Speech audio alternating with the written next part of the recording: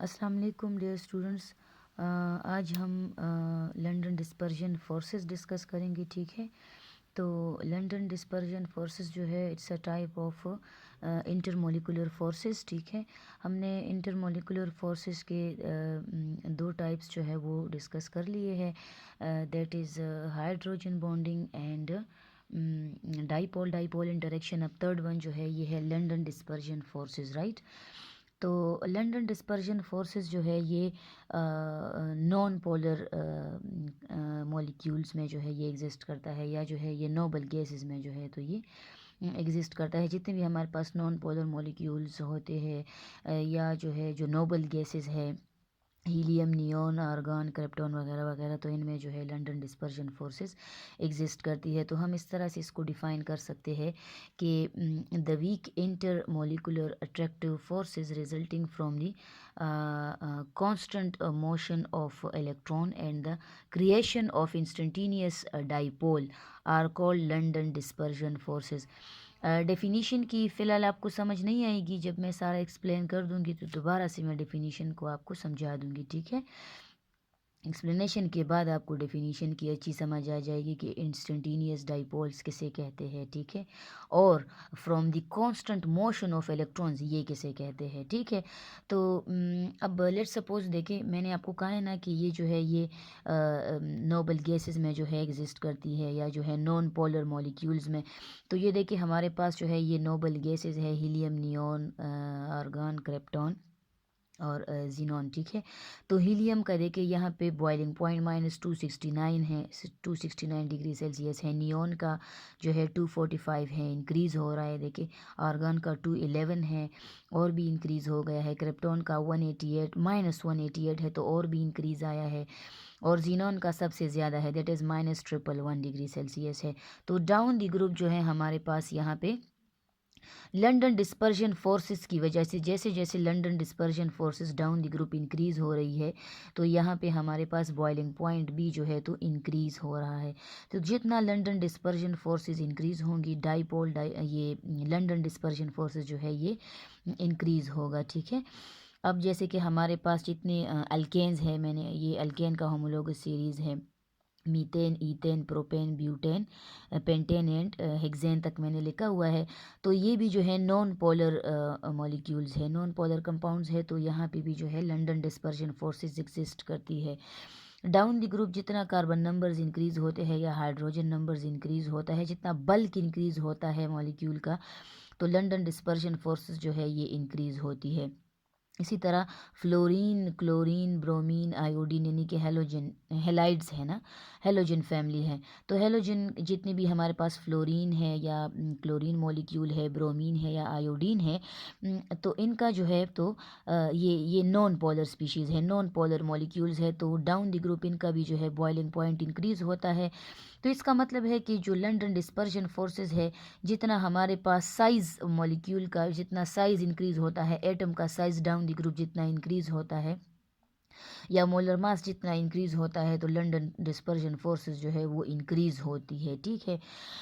तो ये देखिए सबसे ज़्यादा जो है ये देखिए मोलर मास जितना इंक्रीज़ हो रहा है तो बॉइलिंग पॉइंट इंक्रीज़ हो रहा है। ये देखिए जीनॉन का सबसे ज़्यादा है, क्रिप्टॉन से ज़्यादा है, क्रिप्टॉन का आर्गन से ज़्यादा है, आर्गन का नियॉन से, और नियॉन का हीलियम से जो है तो बॉइलिंग पॉइंट ज़्यादा है। इसी तरह ये आए हेलाइट्स के लिए है, आयोडीन का सबसे ज़्यादा बॉइलिंग पॉइंट है ब्रोमीन से, ब्रोमीन का ज़्यादा है क्लोरीन से, क्लोरीन का ज़्यादा है फ्लोरीन से।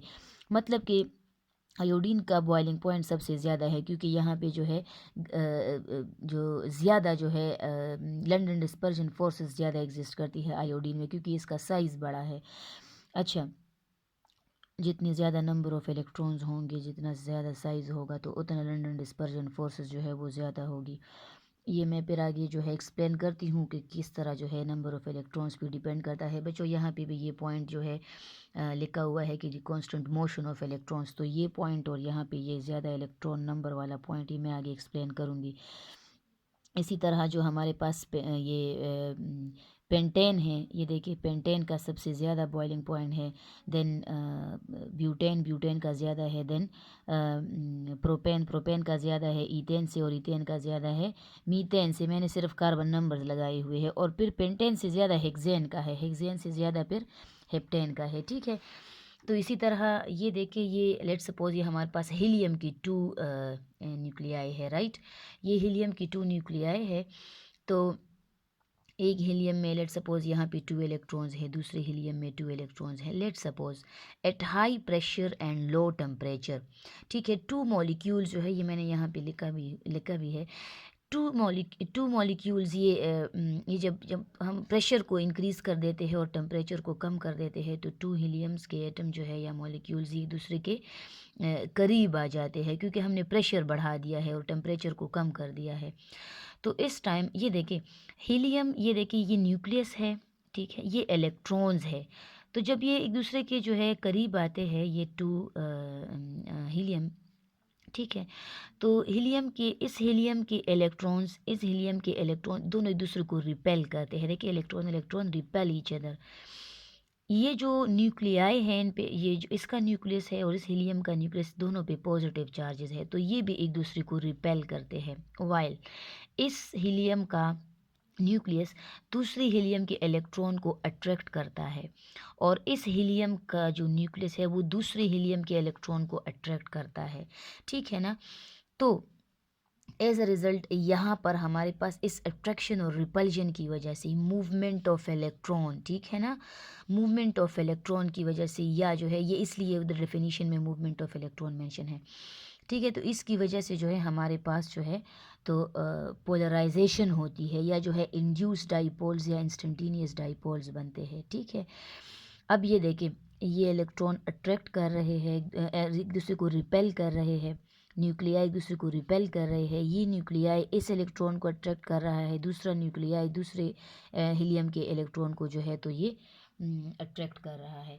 तो एज अ रिज़ल्ट, ठीक है, एज अ रिज़ल्ट यहाँ पे जो है हमारे पास इंड्यूस पोल्स बनते हैं। लेट्स सपोज ये जो हीलियम है, ठीक है ना, ये अपने साथ वाले जो न्यूक्लियस है इसको जो है रिपेल कर रहा है, ठीक है ना, इसको रिपेल कर रहा है, और ये इलेक्ट्रॉन दूसरे को जो है रिपेल कर रहे हैं। तो एज अ रिज़ल्ट इस रिपल्जन की वजह से जो है, तो ये देखिए इधर एक साइड पे पॉजिटिव चार्ज आता है, और दूसरे साइड पे देखिए 2 इलेक्ट्रॉन्स मैंने लगाए हुए हैं यहाँ पे जो है, तो ये इलेक्ट्रॉन्स एक साइड पे, रिपल्जन की वजह से इलेक्ट्रॉन्स एक साइड पे आ गए हैं और प्लस चार्ज जो है दूसरे साइड पे आ गया है, ठीक है। अब ये देखें दूसरा हीलियम का भी बिल्कुल सेम सिचुएशन होगा, जो प्लस चार्ज होगा वो एक साइड पे आ जाएगा, नेगेटिव चार्जेस जो है दूसरे साइड पे आ जाएंगे। तो इनको जो है, अब इनको जो है हम इंड्यूस डाइपोल्स कहते हैं, या जो है इंस्टेंटेनियस डाइपोल। इंड्यूस डाइपोल ये इंडक्शन की वजह से जो है तो ये डाइपोल्स जो है जनरेट हुए हैं, ये नॉन पोलर स्पीशीज़ में होता है इस तरह, ठीक है। तो इन दोनों न्यूक्लियाई की बीच अब जो है इलेक्ट्रोस्टैटिक फोर्स ऑफ अट्रैक्शन जो है ये डिवेलप हो जाता है, इन दोनों के बीच electrostatic force of attraction develop हो जाता है। और ये सिर्फ ये 2 हीलियम न्यूक्लियाई नहीं होते, ये बहुत सारे हीलियम के बहुत सारे मॉलिक्यूल्स होते हैं। तो ये देखिए यहाँ पे अब इनके बीच जो है ये अट्रैक्टिव फोर्सेस जो है ये जनरेट हो जाती है, और इनको जो है हम लंदन डिस्पर्जन फोर्सेस कहते हैं, ठीक है। इनको हम क्या कहते हैं, लंदन डिस्पर्जन फोर्सेस कहते हैं। अब strength of London dispersion forces जो है तो ये डिपेंड करती है मास पे, यानी कि मोलर मास पे जो है डिपेंड करती है। जितना मोलर मास ज़्यादा होगा लंदन डिस्पर्जन फोर्सेस जो है उतनी ज़्यादा होंगी, और बॉइलिंग पॉइंट भी ज़्यादा होगा। जितना मोलर मास ज़्यादा होगा तो पोलराइजेबिलिटी ज़्यादा होगी। पोलराइजेबिलिटी जो है ये यहाँ पे जो है हमारे पास ये पोलराइजेशन कॉज हुई है, ठीक है ना। तो पोलराइजेबिलिटी जो है पोलराइजेबल फोर्सेस को कहते हैं, ठीक है, पोल्स के फॉर्मेशन को कहते हैं। अच्छा, तो ये देखिए ये डाउन द ग्रुप जो है फ्लो, ये हेलाइड्स में डाउन द ग्रुप जो है तो पोलराइजेबिलिटी जो है ये इंक्रीज़ होती है। तो आयोडीन्स के पोलराइजेबिलिटी सबसे ज़्यादा है, ठीक है। यहाँ आयोडीन में इलेक्ट्रॉन्स ज़्यादा है ना, इलेक्ट्रॉन्स ज़्यादा होंगे तो इस तरह ये रिपल्शन जो है या अट्रैक्शन रिपल्शन वाला प्रोसेस ज़्यादा होगा, और ठीक है, तो इसका मतलब है पोलराइजेबिलिटी उसकी ज़्यादा होंगी, ठीक है। तो जितने नंबर ऑफ़ इलेक्ट्रॉन्स ज़्यादा होंगे तो उतना जो है ज़्यादा पोलराइजेबिलिटी होगी, और जितनी पोलराइजेबिलिटी ज़्यादा होगी तो उतने ज़्यादा लंदन डिस्पर्जन फोर्सेस भी होंगे, ठीक है। अच्छा जी, strength of London dispersion forces also depend on the shape of the molecule, ठीक है। ये आपकी बुक में भी मेंशन है। ये देखिए, लेट्स सपोज हमारे पास ब्यूटेन है, ब्यूटेन में 4 कार्बन एटम्स होते हैं, ठीक है ना। ये स्ट्रेट चेन ब्यूटेन है, और ये जो है ये हमारे पास आइसो ब्यूटेन है, यानी कि ब्रांच्ड है, ठीक है ना। ये दूसरे के आइसोमर्स भी कहलाए जाते हैं, ठीक है। इसको हम 2 मिथाइल प्रोपेन भी कहते हैं, ठीक है। आपकी बुक में 2 मिथाइल प्रोपेन गिवन है।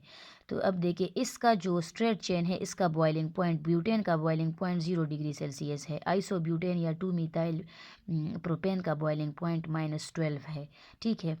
तो ये देखिए इसका बॉइलिंग पॉइंट ज़्यादा है ब्यूटेन का, इसका माइनस में है।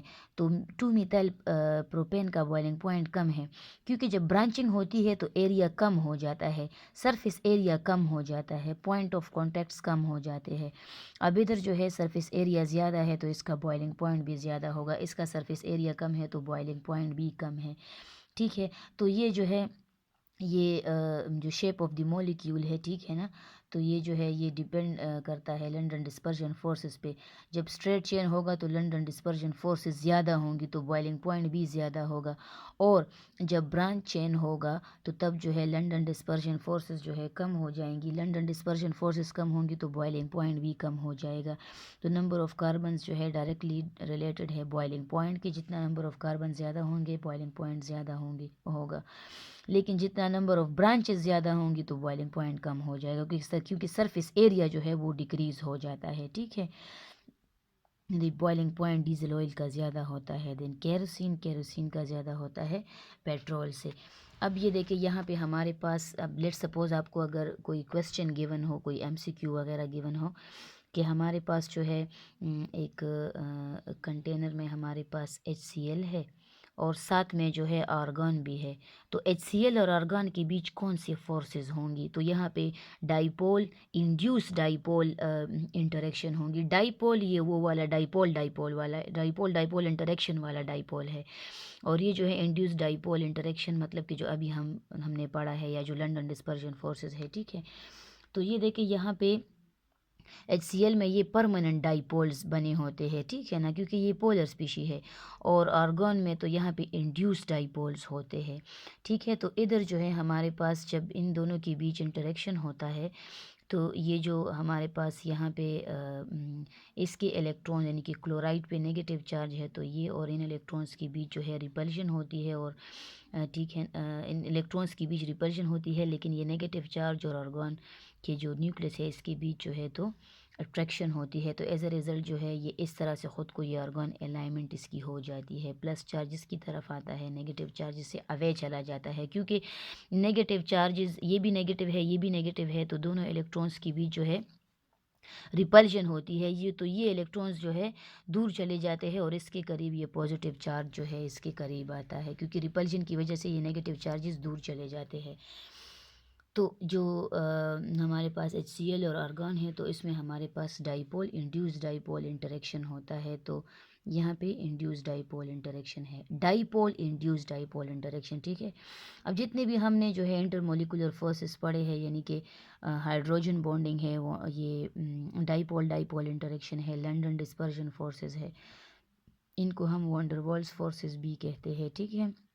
अच्छा, अब लेट सपोज ज़रा कुछ मॉलिक्यूल्स की कंपैरिजन देखते हैं हम। जैसे कि हमारे पास यहाँ पे मीथाइल फ्लोराइड है और एक जो है तो ईथेन है, C2H6 और ये CH3F यानी कि मीथाइल फ्लोराइड, ठीक है। मीथाइल फ्लोराइड का जो बॉइलिंग पॉइंट है दैट इज़ 194, और जो ईथेन का बॉइलिंग पॉइंट है दैट इज़ 184 K, ठीक है। तो ये पोलर स्पीशी है, इसका ये जो बॉइलिंग पॉइंट है वो ज़्यादा है। ये जो है नॉन पोलर है तो इसका बॉइलिंग पॉइंट कम है, तो ये रीज़न है। अच्छा, अब आगे देखते हैं। ये देखिए बच्चों, ये आइसो, दोनों स्पीशीज़ दोनों कंपाउंड आइसो इलेक्ट्रॉनिक है। यहाँ पे देखिए 3 इलेक्ट्रॉन्स 3 हाइड्रोजन्स के हो गए, 6 इलेक्ट्रॉन्स कार्बन के हो गए, 9 इलेक्ट्रॉन्स जो है फ्लोरीन के हो गए, टोटल 18 इलेक्ट्रॉन्स बन गए। अब ईथेन में 3 इलेक्ट्रॉन्स जो है हाइड्रोजन के, 6 कार्बन के, तो 9 हो गए। इस 6 कार्बन और 3 हाइड्रोजन्स तो 9 हो गए, टोटल 18 इलेक्ट्रॉन्स।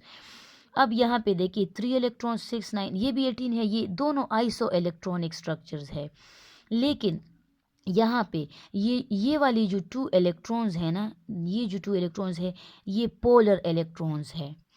ये ज़्यादा जो है ये अट्रैक्ट होते हैं टूवर्ड्स द फ्लोरीन, क्योंकि फ्लोरीन ज़्यादा इलेक्ट्रोनेगेटिव है। तो 2 इलेक्ट्रॉन्स पोलर इलेक्ट्रॉन है, ये डाइपोल फोर्सेस जो है डाइपोल फोर्सेस जनरेट करता है। और 16 इलेक्ट्रॉन जो है, बाकी जो इलेक्ट्रॉन है 16 वो नॉन पोलर इलेक्ट्रॉन है। इस तरफ है ना, जो बाकी इलेक्ट्रॉन है ये नॉन पोलर है, इस तरफ हो या इधर फ्लोरीन के पास हो जो बाकी जो लोन पेयर्स के फॉर्म में है, ये सारे नॉन पोलर है। जस्ट ये 2 इलेक्ट्रॉन्स जो है ये पोलर है। अच्छा, और बाकी जो है लंदन डिस्पर्जन फोर्सेस में इन्वॉल्व होते हैं बाकी 16 इलेक्ट्रॉन। और यहाँ पे 18 इलेक्ट्रॉन लंदन डिस्पर्जन फोर्सेस में इन्वॉल्व होते हैं। सारे 18 इलेक्ट्रॉन सारे के सारे नॉन पोलर है। तो इसलिए हम कहते हैं कि जो मीथाइल फ्लोराइड होता है इसका बॉइलिंग पॉइंट ज़्यादा होता है देन द ईथेन। ठीक है, अब जो नेक्स्ट 2 कंपाउंड्स है दैट इज़ कार्बन टेट्राक्लोराइड और जो है तो क्लोरोफॉर्म है। अच्छा, अब यहाँ पे देखो बच्चों, क्लोरोफॉर्म पोलर है, कार्बन टेट्राक्लोराइड नॉन पोलर है, लेकिन फिर भी हम कहते हैं ना कि कार्बन टेट्राक्लोराइड का बॉइलिंग पॉइंट ज़्यादा है देन दी क्लोरोफॉर्म। तो क्यों, क्या रीज़न है कि ये पोलर है, ये क्लोरोफॉर्म पोलर है, फिर भी इसका बॉइलिंग पॉइंट कम है, ये तो ज़्यादा होना चाहिए। ठीक है ना, लेकिन बच्चों जब साइज़ इंक्रीज़ होता है किसी कंपाउंड मॉलिक्यूल का, जब साइज़ इंक्रीज़ होता है तो तब हम उसके बल्क को देखते हैं, तब जो है तो उसका लंदन डिस्पर्जन फोर्सेस जो है वो जो है तो ओवरकम करती है डाइपोल इंटरेक्शन या, ठीक है, बाकी फोर्सेस को जो है ये ओवरकम करती है, ये ज़्यादा हो जाती है, डोमिनेट करती है। ठीक है, अच्छा अब ये देखिए ये नॉन पोलर है, यहाँ पे लंदन डिस्पर्जन फोर्सेस एग्जिस्ट करती है। और ये जो क्लोरोफॉर्म है ये पोलर है, यहाँ पे डाइपोल डाइपोल इंटरेक्शन है, कार्बन हाइड्रोजन क्लोरीन ज़्यादा इलेक्ट्रोनेगेटिविटी डिफरेंस है।